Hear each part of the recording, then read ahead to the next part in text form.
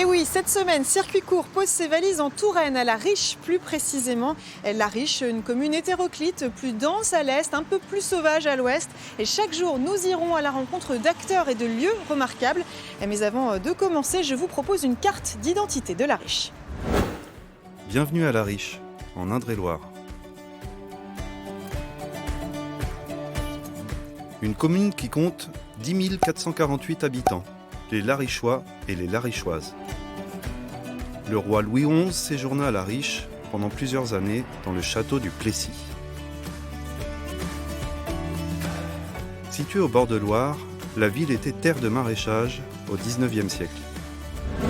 Et notre guide aujourd'hui dans les rues de La Riche s'appelle Grégoire Brusulier. Bonjour Grégoire. Bonjour. Vous êtes architecte du patrimoine et urbaniste. On se trouve ici devant l'église Notre-Dame-la-Riche. Au témoin d'un doute pour commencer, on est à Tours ou à La Riche? Alors on est bien à Tours, mais on est quand même un petit peu à La Riche. Cette église a été fondée au 5e siècle par l'évêque Saint-Gatien de Tours et c'était déjà l'église d'une paroisse qui s'appelait Notre-Dame-la-Pauvre, qui s'est plus tard appelée Notre-Dame-la-Riche, mais assez tôt, au Xe siècle. Et ce qui s'est passé, c'est que finalement, la ville de Tours a grandi et le faubourg de Notre-Dame-la-Riche a peu à peu été incorporé dans la ville de Tours. Cette église est un peu le point de départ de l'histoire de la commune de La Riche telle qu'on la connaît aujourd'hui. C'est complètement le point de départ de l'histoire de La Riche et le fil de l'histoire, je dirais, est complètement cohérent puisque quand on prend la rue Georges Courteline à Tours et qu'on continue jusqu'à La Riche, on arrive place Sainte-Anne. Puis quand on poursuit encore, on arrive rue de la Mairie et on tombe sur une deuxième église, qui est l'église actuelle de La Riche, qui s'appelle Sainte-Anne. Alors Grégoire, vous évoquiez la place Sainte-Anne, qui est effectivement au bout de cette rue Courteline. Là, c'est le cœur qui bat, le cœur de La Riche. Je vous propose qu'on y aille tout de suite.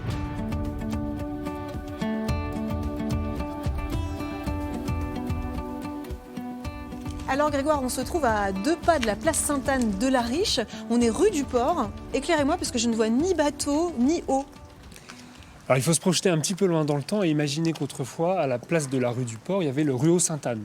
Le ruau Sainte-Anne, c'était un petit ruisseau qui coulait entre le Cher et la Loire et qui faisait la limite entre la ville de Tours et la ville de La Riche. Donc au débouché du ruau Sainte-Anne derrière nous, sur la Loire, il y avait un petit port. Alors c'est un port très simple avec un quai, une cale, on appelle ça les cales abreuvoirs. Et donc il y avait un petit peu de commerce ici puisque c'était une sorte de canal de jonction, c'est pas un canal mais entre le Cher et la Loire.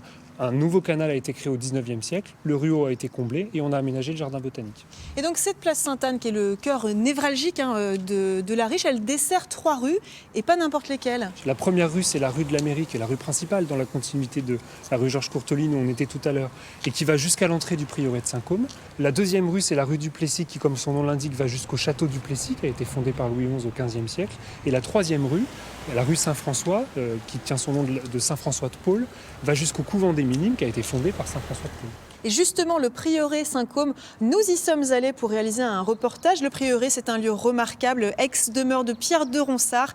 Nous avons suivi le guide Vincent Guido. À tout de suite.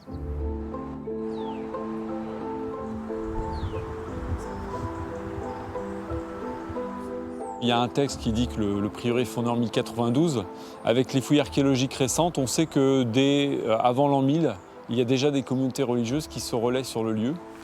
C'est un lieu de passage. En fait, il y a la voie romaine qui passait pas loin. Il y avait des bacs qui permettaient de passer côté Cher et côté Loire. Donc c'est un lieu tout à fait stratégique et en même temps qui permet cette quiétude que les communautés religieuses recherchaient. On est ici dans le jardin du Prieur, qui est un jardin de la Renaissance et qui est un jardin qui est déjà évoqué à l'époque de Ronsard. On imagine que Ronsard pouvait y cultiver ici les légumes qu'il affectionnait et des plantes aussi qui l'aidaient à se soigner puisqu'il était rhumatisant, donc il avait besoin de recourir à certaines plantes. Et en même temps, voilà, c'est aussi un jardin qui témoigne des plantes qui étaient un peu à la mode au XVIe siècle. Donc notamment les artichauts qu'on voit encore à cette époque, les asperges et puis tout un tas de variétés de choux qui nous viennent aussi d'Italie et qui étaient fortement consommés à l'époque. En 2010, donc, on refait ces vitraux en faisant appel à un peintre justement qui a l'habitude de dialoguer avec des poètes. Et donc Zaouki a fait des livres avec René Char, avec Yves Bonnefoy, c'était un poète tourangeau. Quand on arrive ici, on est surpris par l'aspect monochrome en fait, des vitraux, à part ceux qui sont derrière moi qui offrent un peu de couleur. Mais en fait, il a travaillé comme il travaille d'habitude dans les livres d'artistes avec les poètes, à l'encre de Chine noire. Donc en fait, on a sous les yeux des encres de Chine qui sont du coup imprimées sur un film polyester et qui sont totalement transparentes.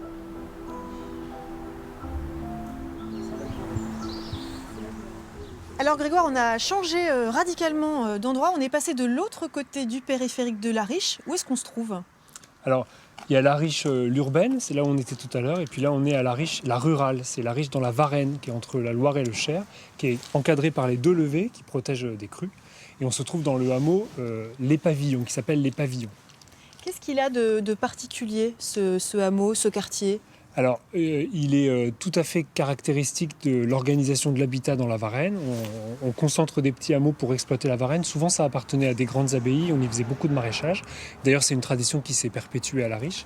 Et puis là, on a une pièce architecturale un peu singulière, qui est ce pavillon qui est derrière nous, qui a été construit en 1610. La date est inscrite juste au-dessus du linteau, qui est une gentilhommière, une sorte de petit manoir, qui servait finalement de siège d'exploitation et de lieu d'habitat aristocratique.